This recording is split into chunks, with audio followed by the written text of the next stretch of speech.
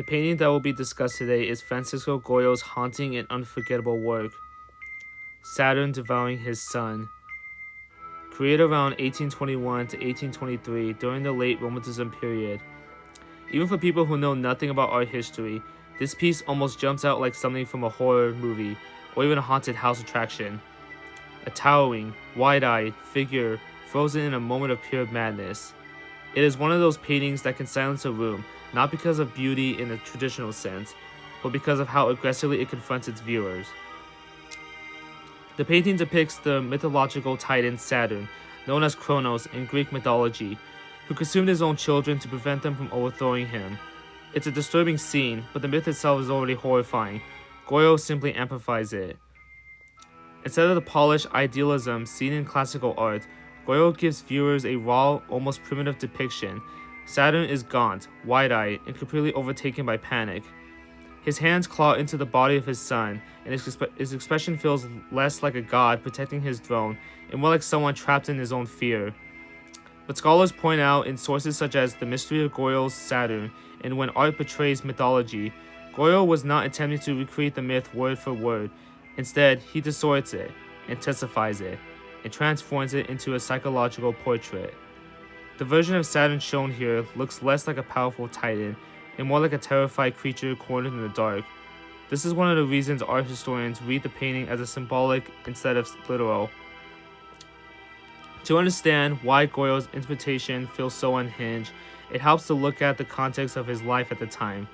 According to Janis Tomlinson's Graphic Evolutions and Sylvia Horowitz, Francisco Goya, painter of kings and demons, Goya was dealing with severe illness, deafness, political delusionment, and a growing sense of isolation. These struggles shaped a series of works now known as black paintings, a collection he painted directly onto the walls of his home. Saturn Devouring His Sun was never intended for public view. It functioned almost like a private visual diary, a place where Goya processed his darkest fears and thoughts.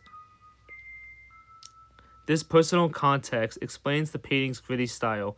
The brushwork is rough and unpolished, far removed from the refined portraits Goya painted earlier in his career. The background is pitch black, as if Saturn is emerging from a void. The limited color palette, mostly blacks, browns, and reds, adds to the feeling of that the viewer is witnessing something forbidden, like stumbling upon a scene not meant to be seen. It's almost reminiscent of a dim flashlight catching something disturbing in the corner of a haunted house. Because of these visual choices, many scholars believe Saturn is not just a mythological figure here. Instead, he's a metaphor. Interpretations vary.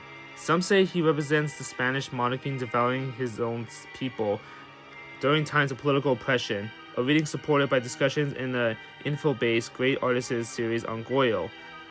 Others see Saturn as a symbol of time itself, relentlessly consuming everything it creates, and some argue that Saturn mirrors Goya's internal fears, fear of aging, fear of power, and even fear of losing control. What makes this painting so compelling is that all these invitations can coexist.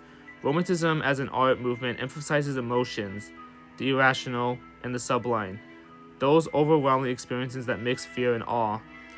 Goya's Saturn embodies that perfectly. It pushes viewers into emotional reaction, whether it's shock, discomfort, or fascination, just as romantic artists intended. Even though nearly 2 centuries have passed, this painting continues to captivate modern audiences. It appears in documentaries, academic articles, and countless online discussions because it still feels unsettlingly alive. Unlike many artworks from the same period, it doesn't offer beauty, it offers confrontation. It invites viewers not to just look at the mythological violence, but to consider what fear does to people, how power corrupts, and how paranoia can consume someone from inside out. In short, Saturn Devouring His Sun is more than a disturbing picture. It is a powerful psychological and political statement, a reflection of Goya's internal struggles, and a remarkable example of Romanticism's fascination with the darker side of human experience. Its raw intensities ensure that once someone sees it, they rarely forget it.